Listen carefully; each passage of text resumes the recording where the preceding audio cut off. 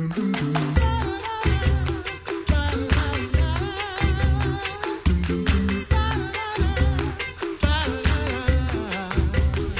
listening to the Coffee Hour. I'm Andy Bates. I'm Sarah Golseth. It is Thursday, March 5th, and just earlier this week, just in the last, 48 hours, there were numerous tornadoes that ripped through Tennessee. And so today, LCMS Disaster Response is checking in with friends in that part of Tennessee near Nashville to share with us what's happened there and also where we're going from there. The Reverend Michael Meyer, Director of Disaster Training for LCMS Office of National Mission in Tennessee this morning. Good morning, Pastor Meyer. Yeah, good morning. Thanks so much for taking some time out of your work there this morning to share with us what's happened in that area. Tell us a little bit about the devastation from the tornadoes that impacted the communities around Nashville. Well, the devastation really is quite extensive. For this time of year, it was very much a surprise for the folks that were living here. They weren't calling for overly severe weather. Everybody went to bed thinking it was going to be a normal evening, might have some lightning. But then they woke up to the sounds of the tornado coming through, particularly in East Nashville. There are stories coming out of them hearing the wind from the storms and then jumping out of bed and onto the ground before the storm actually hit their homes.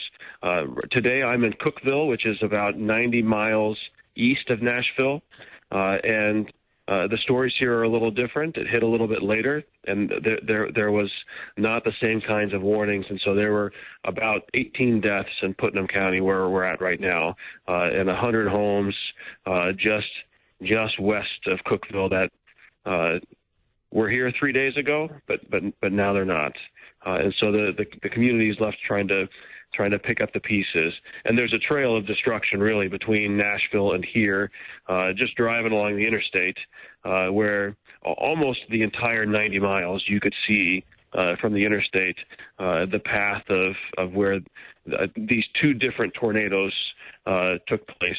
The one in East Nashville, the National Weather Service has classified that as an EF3, and the one here in Cookeville, an EF4, which is about 175 mile-an-hour winds.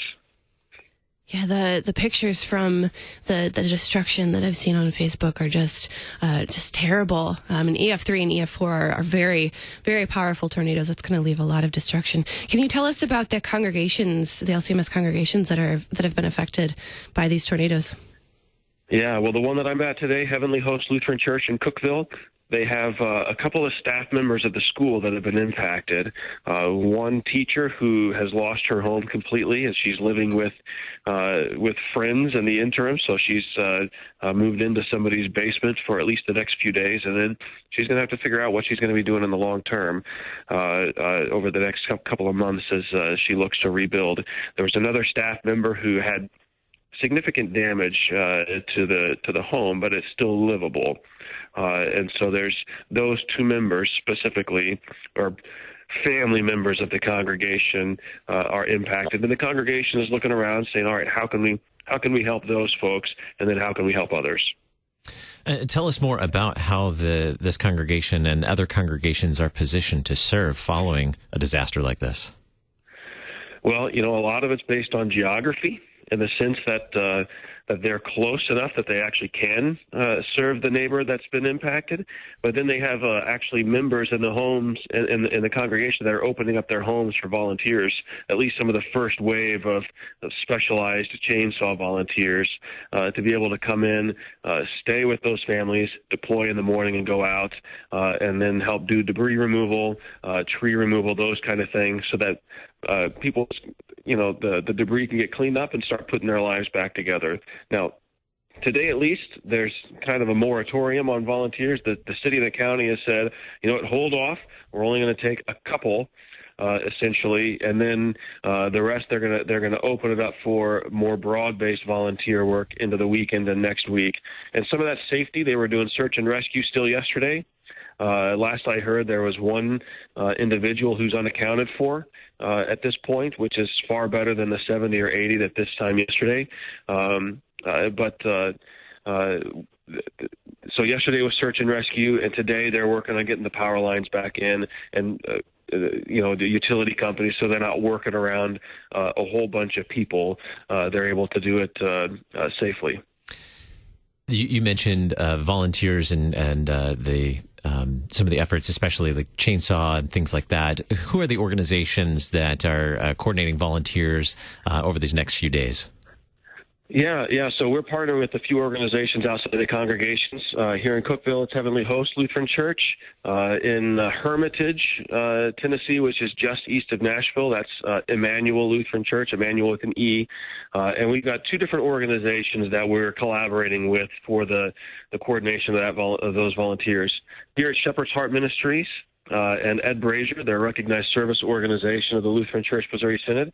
And then in Hermitage with Emmanuel Lutheran Church, Lutheran Church Charities is going to be walking alongside of them. So they're based out of the Chicagoland area of Illinois, and they have a long history of reaching out and helping out. And initially, the chainsaw teams are what's going to be needed for what may be, a response of a couple of weeks to a few months, depending on how many other volunteer groups are out there working. What are the next steps? You mentioned chainsaw teams. What else is happening in the immediate future for the disaster response that LCMS Disaster Response is assisting with? Yeah, well, some of it's going to be, providing food, not just for the volunteers, but others in the community. There's a group from a local, by say local, an hour and a half away, another LCMS congregation has sent in a small team of individuals to smoke some food and distribute that for folks here in the neighborhood. But some of it's going to be kind of the emotional and spiritual care of those folks that have gone through this, and even the folks that live nearby and are impacted, because it's gonna be a psychological impact for them as well.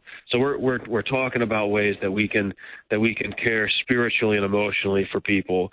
There's a DCE here at Heavenly Host, and they're just starting to have those conversations about, all right, what are we going to do for VBS this summer? Well, we have a wonderful curriculum called Camp Courage that we're making available to them, and they're considering the use of that, right? So this is a vacation Bible school that's intended for congregations to use in a setting like this, right? For children who, on a daily basis will drive past the destruction of the tornado, and it's going to impact them. And so caring for them at this time is important, and their parents as well. How can we care for them? So maybe that means bringing in a disaster response chaplain to offer debriefing and spiritual care directly alongside what the pastor is able to provide here locally. Very good. The Reverend Michael Meyer, Director of Disaster Training for the LCMS Office of National Mission. Thank you so much for sharing with us an update, and certainly we'll be including these congregations, Emmanuel and Heavenly Host Lutheran Church in that area, Cookeville and Hermitage. Thank you so much, Pastor Meyer, for being our guest today. You're welcome, and thanks for having me. You're listening to The Coffee Hour. I'm Andy Bates. I'm Sarah Golseth.